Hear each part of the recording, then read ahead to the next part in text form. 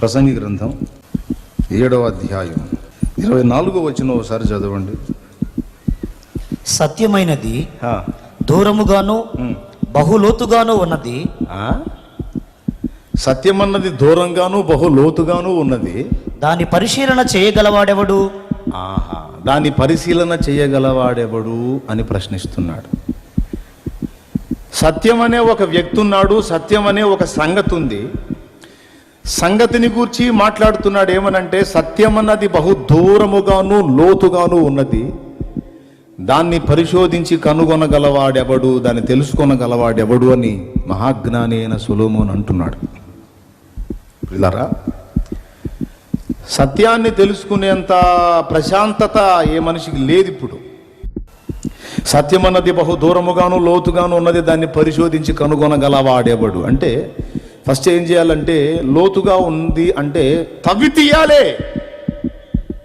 లోతులో ఉన్నదానికి అవసరమైతే దిగాలి. బావి ఉంది, బావి లోతుగా ఉంది, తాడేసుకొని దిగాలి అందులోకి. లేకపోతే అడుగును ఉంది, ఎక్కడో లోతులో ఉంది, తవ్వి తీసుకోవాలి. తవ్వాలంటే సమయం ఇవ్వాలి. కాబట్టి మీకు ఆ సమయం లేదు కాబట్టి దేవుడి దయ వల్ల నేను పనిగట్టుకొని ఆ సమయం ఏర్పరచుకొని, ఈ సృష్టి ఏది లేనప్పుడు దేవుడు సృష్టి చేయాలనుకున్నాడట. సృష్టి చేయాలనుకుంటే దేవునికి ఒక ప్రశ్న తారసిల్లింది. నేను నా వంటి వ్యక్తులను తయారు చేస్తాను. నేను తయారు చేసినటువంటి వ్యక్తులు వాళ్ళకి నేను ఇచ్చిన స్వేచ్ఛను బట్టి నాకు వ్యతిరేకమైన కార్యాలు చేసే అవకాశం ఉంది.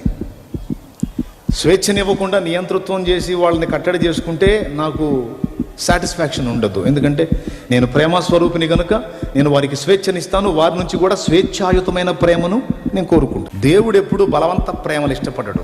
స్వచ్ఛందంగా ఆయన మంచితనాన్ని తెలుసుకొని మనంతటా మనం ప్రేమించడానికి ఇష్టపడతాడు. కానీ భయపెట్టి గందరగోళం చేసి ప్రేమించమనే సైకో కాదు దేవుడు.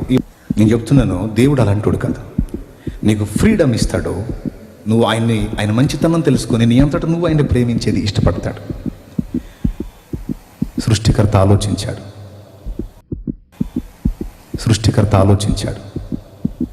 నేను దేవదూతలను చేస్తాను, మానవులను చేస్తాను, వాళ్ళకి స్వేచ్ఛనిస్తాను. ఇచ్చిన స్వేచ్ఛను దుర్వినియోగం చేసుకుని ఒకవేళ వాళ్ళు పాపం చేస్తే, అంటే నాకు వ్యతిరేకమైన పనులు చేస్తే, నా చేతులతో నేనే వాళ్ళని శిక్షించాల్సి వచ్చింది కదా.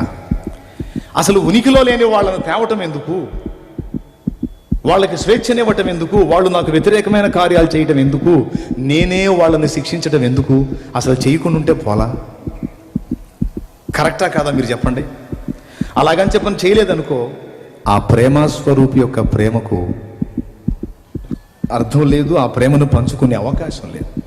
తన ప్రేమని పంచుటకు, ఎదుటి వాళ్ళ ప్రేమను పొందుటకు పరమాత్మ కోరుకున్నాడు. అందుకే సృష్టి చేయాలనుకున్నాడు. అయితే ఈ చిక్కు సమస్య వచ్చింది. ఏంటంటే ఖచ్చితంగా మనం పాపం చేస్తామని ముందే తెలుసు ఆయనకి.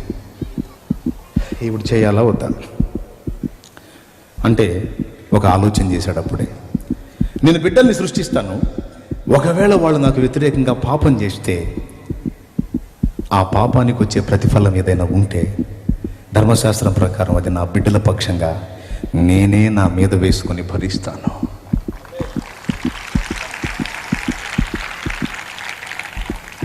వారి పాప భారాన్ని, వారి పాపం కొరకు చెల్లించాల్సిన వేలను నేను చెల్లించుట ద్వారా నా ప్రేమ ఎట్టిదో వారు తెలుసుకుని స్వచ్ఛందంగా వాళ్ళంతటా వాళ్ళే పాపక్రియలు మానేసి నన్ను హత్తుకుంటారు. ఆ బిడ్డల్ని ఇదిగో నేను ఇప్పుడే చూసి ఉన్నాను అని జగత్తు పునాది వెయ్యబడక ముందే మనందరినీ చూశాడండి ఆయన. తన అన్ని కోతల్లోకి గొప్ప కోత కడుపు కోత అని మీకు తెలుసా? ఆ కడుపు కోత గొప్పది అని ఎందుకన్నానో తెలుసా? అంతలా దేవుడు సైతం ఆ మహిమను, దేవత్వాన్ని వదిలిపెట్టి మట్టి లోకంలో పుట్టి మనుషుల చేత ఉమ్ములో ఇంచుకొని పిడిగుద్దులు తినడానికి, అరచేతుల దెబ్బలు తినడానికి, ముఖం మీద వెంట్రుకలు పెరిగివేయబట్టానికి, క్రూరమైన సిలువకు అప్పగింపబట్టానికి కారణం ఏంటో తెలుసా? కేవలం పితృవాత్సల్యం, కడుపు కోత, కడుపు తీపి. అవును, మనందరినీ సృష్టించాడు, మనందరి కన్న తండ్రి. మనందరం నశించి నాశనమై నరకానికి వెళ్తుంటే చూడలేక, ఒక బిడ్డను కోల్పోతేనే అది తట్టుకోలేనంత బాధ. అలాంటిది తను సృష్టించిన పిల్లలు కోట్ల మంది నరకపాత్రులు అవుతూ నశించిపోతూ ఎప్పటికీ చేతికి రారు అంటే ఆ పరలోకపు తండ్రికి ఎంత కోత ఉంటుందో చూడండి. పునరుద్ధానాన్ని గురించి మాట్లాడటమే కాదు, తాను పునరుద్ధానం చెంది చూపించాడు. సిలువలో ప్రాణం పెట్టాడు, సమాధి చేయబడ్డాడు, మూడవ నాడు తిరిగి లేచి సజీవుడై బయటికి వచ్చాడు. ఇప్పుడు గొప్ప గొప్ప వ్యక్తులు అనుకుంటున్న వాళ్ళ బాడీస్ అన్నీ సమాధుల్లోనే ఉన్నాయి. మహానుభావులు అనుకున్న వాళ్ళ శరీరాలన్నీ సమాధుల్లోనే ఉన్నాయి, బయట రాలా. కానీ యేసు ప్రాణం పెట్టాడు, సమాధి చేయబడ్డాడు, మూడవ నాడు సజీవుడై తిరిగి లేచి బయటకు వచ్చాడు. ప్రపంచ చరిత్రలో తెరవబడిన సమాధి నజరేయుడు యేసుది. ఆయన ఎలాగైతే తిరిగి మూడవ నాడు మరణాన్ని జయించి మహిమ శరీరంతో తిరిగి లేచాడో, తన యందు విశ్వాసం ఉంచినటువంటి బిడ్డల్ని కూడా తిరిగి చనిపోయినా సరే తిరిగి బ్రతికించుటకు సమర్థుడు. నిలబడు, నిలబడు. శ్రమ వచ్చిన, బాధ వచ్చిన, శత్రు విలయతాండం చేసిన, పిడుగులు వచ్చి మీద పడిన, సముద్రం ఉప్పొంగిపోయి నేను చంపేస్తాను ఉరుకలేసి మీదకు వచ్చిన నిలబడు. సముద్రపు పొంగినని చేసేవాడు మన దగ్గర ఉన్నాడు, నిలబడు. శ్రమలను అణిచేసేవాడు మన దగ్గర ఉన్నాడు, నిలబడు. నీ నడుమును బిగించు, నీ ఆలోచన కట్టు, నీ జీవితాన్ని నిలబెట్టు. ఏదొచ్చినా ఆకాశం విరిగి మీద పడినా దాని తాట తీసేవాడు దేవుడు మన వెనక ఉన్నాడు, నిలబడు. ముందు నిలబడు. గుడారాలకు దూరి ఎక్కడకు దూరి ఎక్కడకు దూరిగా వస్తాయి, శ్రమలు వస్తాయి, బాధలు వస్తాయి, సవాళ్ళు వస్తాయి, శత్రువులు అరుస్తారు. అరణే నన్న చేతులు కట్టుకుని నిలబడు, నన్న నిలబడు, నిలబడు, నిలబడు. ముందు మీ మనస్సులను కృంగనివ్వకండి, నిలబడండి. ఎంతో మంది రాజులు లేచారు, భూపతులు, అధిపతులు, చక్రవర్తులు లేచారు. ఈ సువార్త ఉద్యమాన్ని అణగద్రొక్కాలని విఫలయత్నం చేశారు. చేసిన వాళ్ళందరూ అడ్రస్ లేకుండా పోయారు. సువార్త మాత్రం నిర్విరామంగా సాగిపోతానే ఉన్నది. దానిని ఎవడు ఆపలేకపోయాడు, ఆపలేడు, ఆపజాలడు. ప్రకటించే మనిషిని ఒకరిని చంపితే 100 మంది లెగుస్తారు, 100 మందిని చంపితే 1000 మంది లెగుస్తారు, 1000 మందిని సమాధి చేస్తే 10,000 మంది లెగుస్తారు, 10,000 మంది నోళ్ళు మూపిస్తే 10 లక్షలు లెగుస్తారు.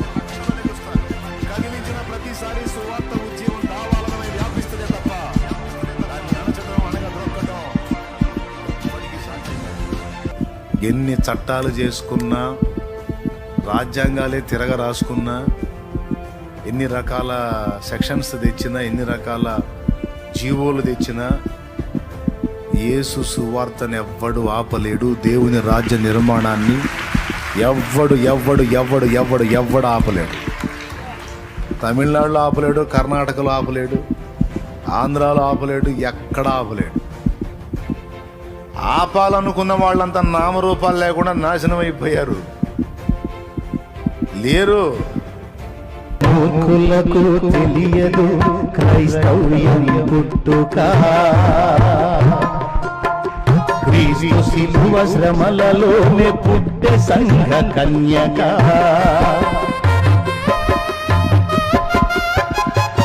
మతమూఢులకు తెలియదు క్రైస్తవ్యం పుట్టుక,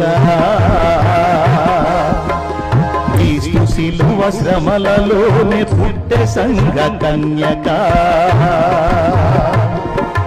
ఘోరమైన శ్రమలైన మాకు కొత్త కాదురా, ఘోరమైన శ్రమలైన మాకు కొత్త కాదురా. ఒక మనిషిని చంపితే 1000 మంది అగునురా, ఒక జ్యోతిని ఆర్పితే 1000 జ్యోతులెలుగురా. నేను ఈ మాట ధైర్యంగా అంటున్నాను. ఎవరేమనుకున్నా నన్ను తీసుకెళ్లి జైల్లో పడేసి నేను ధైర్యంగా అంటున్నాను, వినండి. ప్రపంచ రాజకీయాలైనా, స్టేట్ రాజకీయాలు ఎన్ని మారిపోయినా ఒక క్రైస్తవుడి విజన్ ఎవరి మీద ఉంటుందో చెప్పండి?